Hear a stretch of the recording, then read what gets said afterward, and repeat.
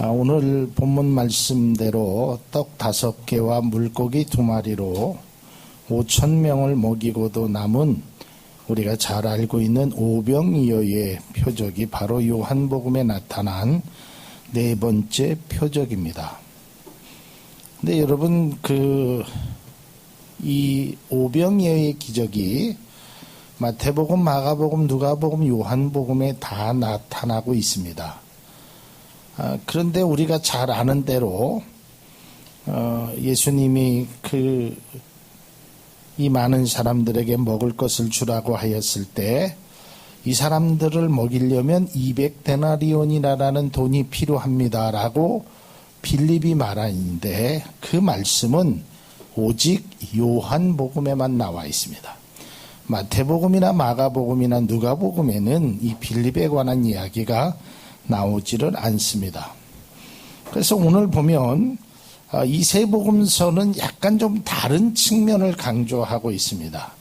그게 뭐냐면 마태복음 14장 14절에 보면 그들을 보시고 불쌍히 여기셨다. 또 마가복음 6장 34절에도 그들이 목자 없는 양 같음으로 인하여 불쌍히 여기셨다.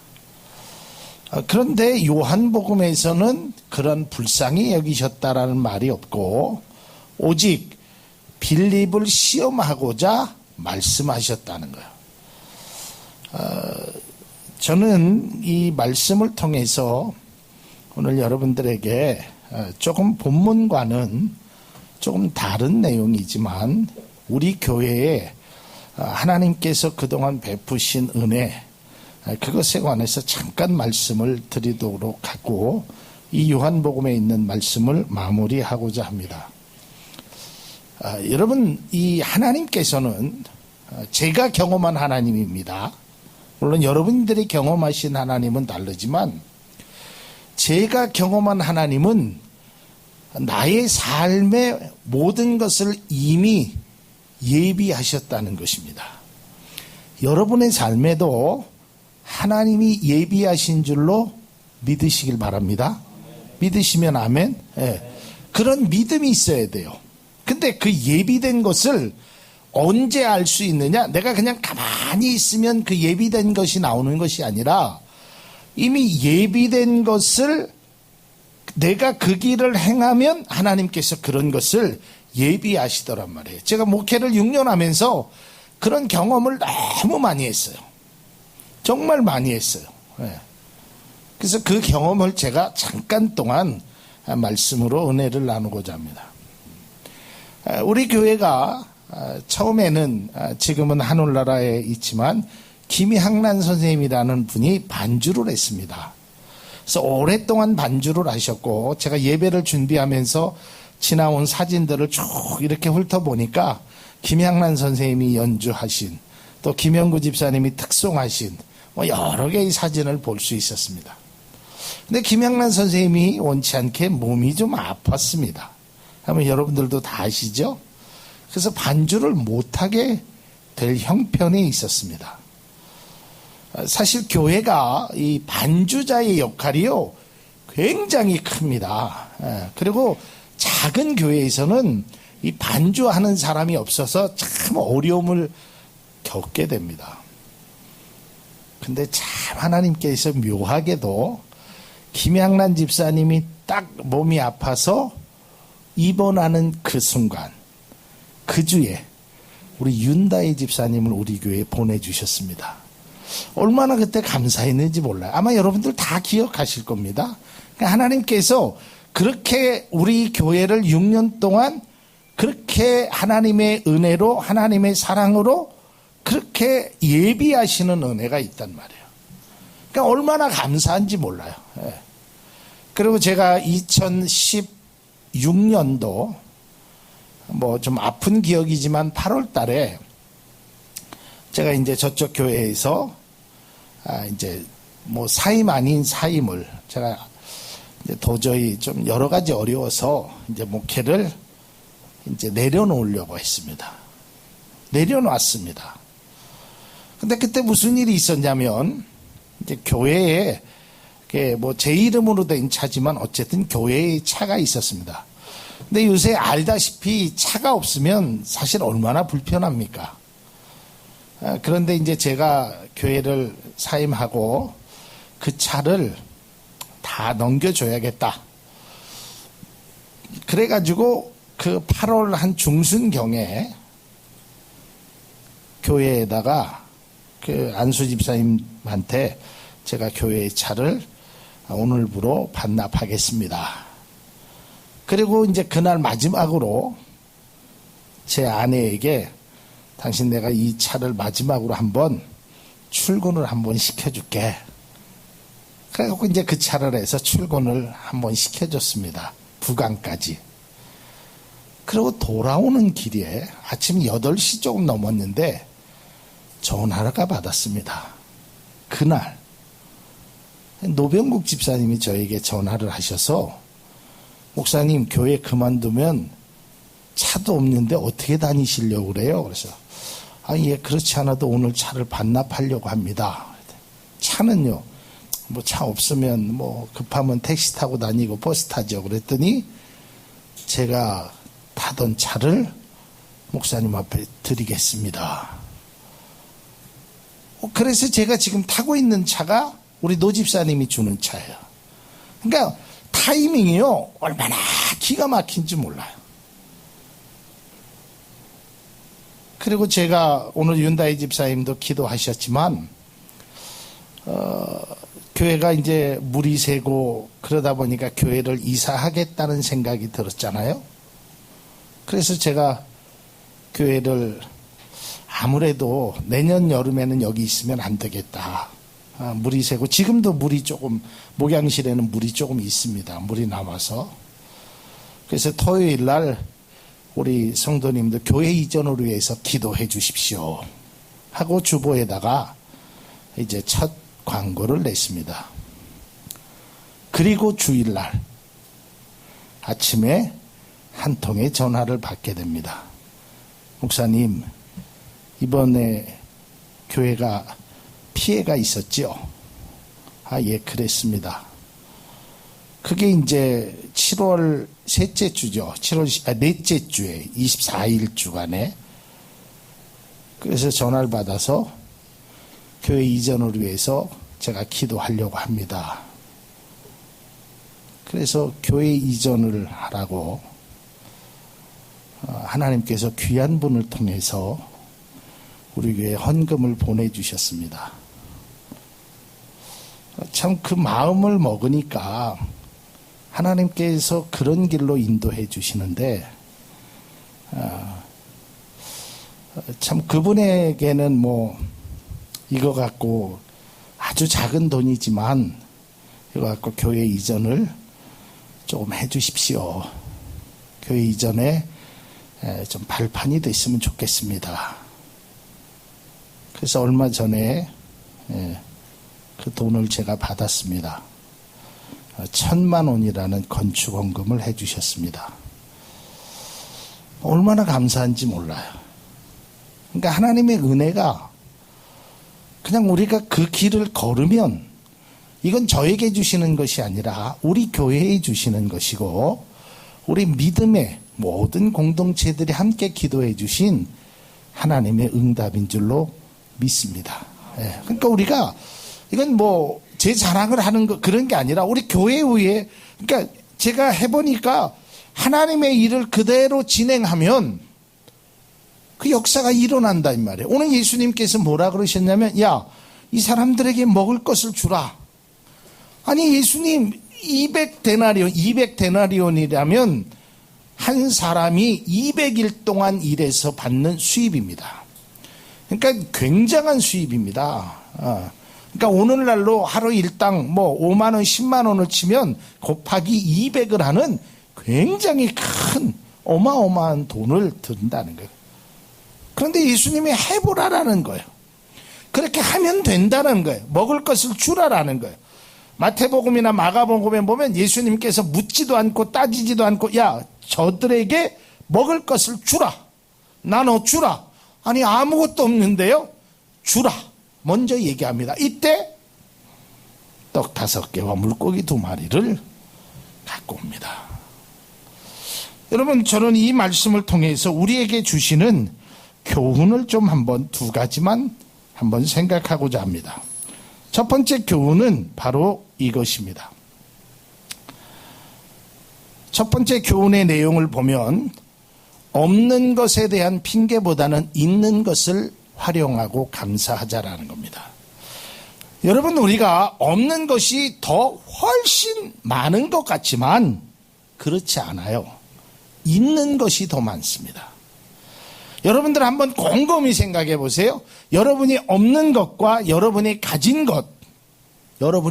것이 더 귀하다는 것을 깨달을 수 있기를 바랍니다. 세상에 그 어떤 것보다 여러분 생명이 있다는 것이 귀하다는 것을 믿음으로 고백할 수 있기를 바랍니다. 그러니까 이러한 모든 것들이 없는 것이, 아니 예수님 200데나리온도 없고요, 날도 저물었고요, 이걸 어떻게 해야 돼요, 저떻게 해야 돼요, 이런 핑계를 많이 댈 수 있습니다. 그러나 있는 것에 대한 감사가 우리 가운데 넘쳐날 수 있기를 바랍니다.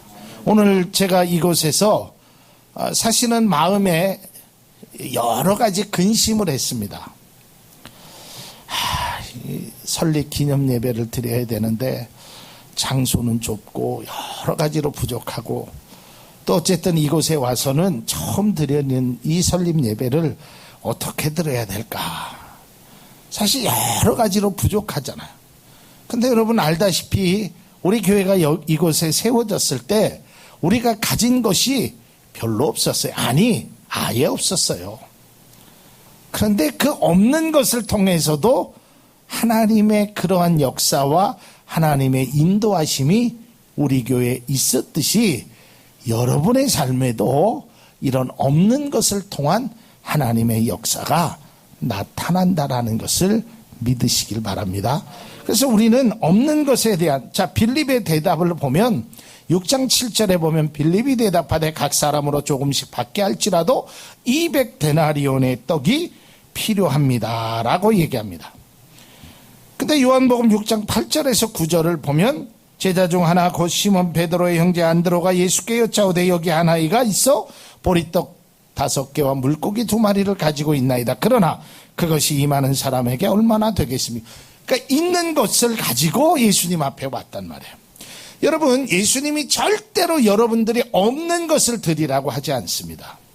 없는 것을 하라고 절대로 하지 않습니다. 여러분, 절대로 없는 것을 억지로 하지 않길 바랍니다. 아니, 그거는 하나님이 받으시지도 않아요. 여러분의 있는 것을, 할 수 있는 것을 하나님 앞에 드릴 수 있기를 주님의 이름으로 축복합니다. 여러분, 물질 그런 게 아니에요. 그런 거를 뛰어넘어서 여러분이 할 수 있는 만큼의 무엇을 행하는 것을 원하는 거예요. 시간을 드리고 정성을 드리고 관심을 드리고 마음을 드리고, 하나님이 원하시는 것은 그거 물질, 그건 아무것도 아니에요.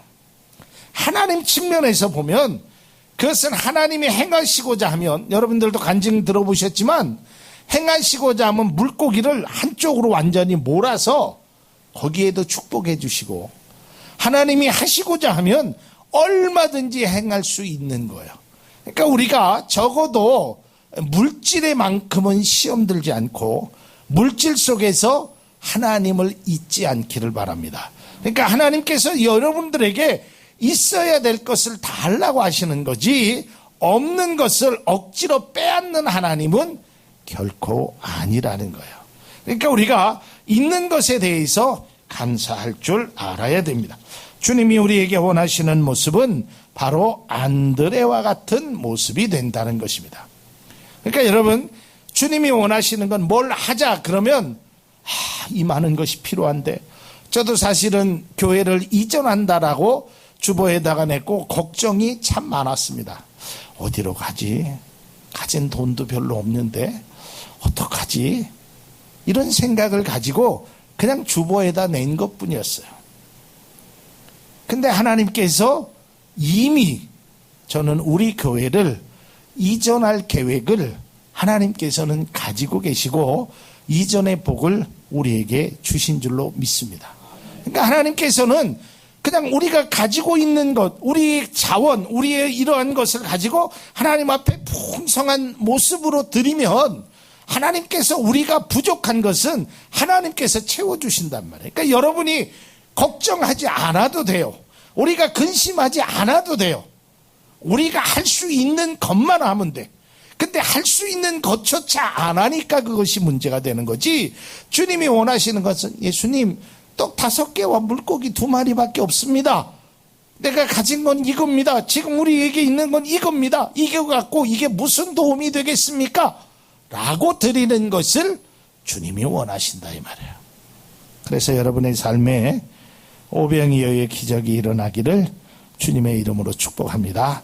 자, 2번째로 아주 중요한 것입니다. 예수님께서 버리는 것이 없게 하라. 저는 이 말씀을 마태복음, 마가복음, 누가복음 다 찾아봐 왔는데 이 말은 유일하게 요한복음에만 나타나고 있어요. 왜 버리는 것이 없게 하라라고 말씀하셨을까? 그래서 제가 여러 가지 책을 찾아보고 많은 사람들의 이걸 어떻게 해석하나 이런 것을 보니까 이제 많은 분들이 이렇게 해석을 하셨더라고요. 요즘 환경 문제가 심각하니까 그런 것에 대한 예수님의 말씀이다. 그런데 저는 거기에는 쉽게 동의가 되지 않아요. 예수님께서 2000년 후에 그런 환경 음식 쓰레기가 문제가 일어나서 버리는 것이 없게 하라 이렇게 하지는 않으셨을 것 같고, 말씀을 묵상하는 가운데 배불리 먹고 나면 우리가 음식의 소중함을 잘 모릅니다. 그렇죠? 네. 배고플 때는 아주 그것이 소중하게 느껴지는데 배부르고 나면 아주 그게 소중하게 느껴지지 않아요. 네. 그걸 언제 어디서 보면 아냐면, 여러분 남편이 풍성한 식탁을 받기를 원하시면 아내가 굶어야 돼. 아내가 배부르면 남편은 절대로 맛있는 거 안 해줘요. 내 배가 부르고 나면 음식 냄새도 싫어. 이런 거거든요. 자, 이게 뭐냐면 이런 거예요. 자, 우리가 이걸 놓고 기도했어요. 하나님, 우리가 이제 성전을 놓고 예를 들어서 기도한다고 칩시다. 우리가 가진 것이 없잖아요. 뭐 풍성하게 할 것이 없잖아요. 자, 하나님 막 이거 좀 주세요 했는데 내가 원하는 것은 이거였어요. 내가 원하는 것은. 그런데 하나님께서 아주 어마어마한 것을 주셨어요. 더 귀한 것을 주셨어요. 그러면 사람이 어떻게 되는지 아세요? 아유, 이거 버려요. 옛날 일을 생각하지 못한단 말이에요. 여러분, 우리가 이 지하실에서 드리는 이 소중한 기억이 우리의 믿음의, 우리의 교회의 유산이 되기를 주님의 이름으로 축복합니다. 소중함을 알아야 돼요. 작은 것에 대한, 귀한 것에 대한 소중함을 알아야 돼요. 네. 성도님들이 하나하나 정성스럽게 해준 헌금을 통해서 우리 교회가 지금까지 거의 1년 가까이 이곳에서 그래도 은혜롭게 잘 지내고 왔다는 거예요. 근데 나중에 우리 교회가 좋은 교회에서, 넓은 교회에서 많은 사람들 놓고, 아이고, 옛날에 그거 버려. 없어도 돼. 안 해도 돼. 이런 관심이 더 사람을 피폐하게 만든다는 거예요. 예수님께서는 배고플 때의 모습을 잊지 말라는 거예요. 다시 말해서 하나님의 은혜를 결코 잊지 않고 살아가야 한다는 것입니다. 내가 어떤 일에 하나님 앞에 기도했습니다. 근데 하나님이 나에게 정말 생각지도 않던 오병이어의 기적을 베푸셨어요. 풍성히 먹고도 남는 것이 너무 많아. 그러면 사람이 무슨 생각이 되면, 야, 그거 찌꺼러지는 그거 버려라. 또 기도하면 또 생길 텐데, 또 은혜를 주실 텐데, 이런 생각을 갖게 된다는 것입니다. 그래서 절대로 우리는 하나님의 은혜를 작은 것이라도 버리지 않기를 주님의 이름으로 축복합니다. 그래서 예수님께서 그 남는 것을 버리지 않도록 제자들에게 말씀하셨다. 저는 이 성경 해석이 저는 맞는 해석이라고 생각되어집니다. 여러분들의 은혜는 아무리 작은 것이라도 버리는 것이 없는 귀한 것임을 깨달을 수 있기를 바랍니다. 마지막으로 이 표적의 결과입니다. 요한복음은 제가 말씀드렸듯이 이 표적은 바로 이것입니다. 요한복음은 이 사건이 단순히 기적이나 빵을 통한 배부름이 아닙니다. 여러분, 이 사건이 그냥 배부르다라는 게, 자, 당시에 로마의 황제는 빵을 주는 자였습니다. 그래서 이 빵을 줌으로 로마를 군림했습니다. 백성들을 그것으로 군림했습니다. 그러나 주님은 그것이 아니라는 것입니다. 로마의 황제의 왕권과 빵은 불가분의 관계로서 로마 황제의 왕은 그가 베푼 빵을 통하여 나라를 통치했습니다. 그러나 요한복음은 이 표적을 통해 진정으로 빵을 주는 자는 로마의 황제가 아니라 예수님임을 말하고 있다는 것이에요. 예수님, 여러분의 삶의 주인은 예수님임을 믿음으로 고백할 수 있기를 바랍니다. 로마의 황제는 육신의 빵을 주지만 예수님은 생명의 빵을 우리에게 주셨다는 것입니다. 그리고 이 복음의 결론은 이것입니다. 사람들이 예수님을 보고 야, 저분이야말로 이제는 세상에 오실 메시아이구나 라는 것을 말했습니다. 여러분, 앞서도 제가 그런 간증을 했습니다. 우리 교회에 여러 개의 그런 믿음의 간증들이 많습니다. 하나님께서 저에게 차를 주신 거는 야, 이현구 목사야, 너 편하게 차 타고 다녀라라고 차를 주신 것이 아닙니다. 하나님께서 우리 교회 성전 이전을 하라고 물질을 보내주신 것도 네가 좀 더 넓은 장소에서 그렇게 목회를 하라라고만 보내주신 것이 아닙니다. 그 물질과 그 여러 가지 과정을 통해서 하나님이 우리 교회를 향한 사랑을 보여주신 줄로 저는 믿습니다. 그리고 우리는 그 사실을 깨달아야 돼. 야, 하나님이 나를 이처럼 사랑하시는구나. 빵을 통하여, 기적을 통하여, 물질을 통하여 우리는 그 하나님의 사랑을 깨닫는 믿음의 성도가 되기를 주님의 이름으로 축복합니다.